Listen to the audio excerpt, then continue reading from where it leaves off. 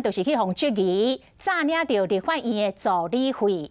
法务部调查局长早起来表示，会秉持行政中立，依法来调查。国民党的市长候选人林经仁指控这个高虹安疑似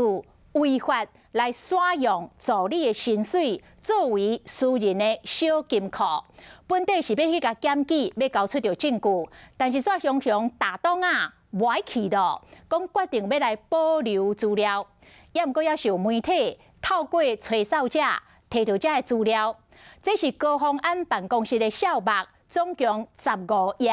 高达445笔的支出，拢总互公开了。这个钱安怎来使用，恐惊一条一条拢爱交代咯。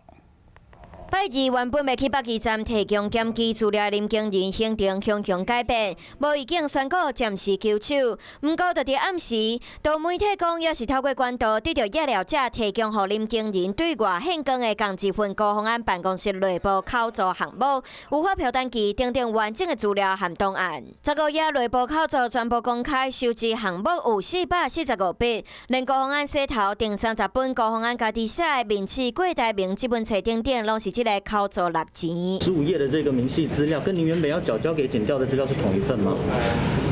我想我们有所本，这个资料是吹哨者给我们的，那我们想这个先保留。也有人说你对高虹安的这个爆料是柯建铭手上提供给你，那今天特别谈这个绿营的弊端，是不是也想要撇清这个事实？我想任何事情，我们都是要公开透明。报道讲到有资深国会助理看到这份支出资料，认为这条公积金金额相关违反道理。他请助理把加班费拿出来当做公积金，这个东西的适法性呢，我觉得这个应该要去厘清。这个薪水是大家是自愿呢，还是不乐之捐呢？这个东西都很重要，这个还有相关的问题，真的是必须要厘清。特别注意的是，北基站已经收到检举资料，不过检调单位通常会等立法院收回，嘛就是上紧的选举了后，才会开始调查涉嫌备案的立委和办公室。在这段时间，安怎保存证据，嘛出现几挂顾虑。专案小组他们未来都会考量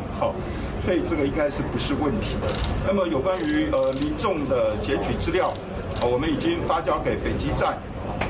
他们将来会在这个检察官这个指挥之下，然后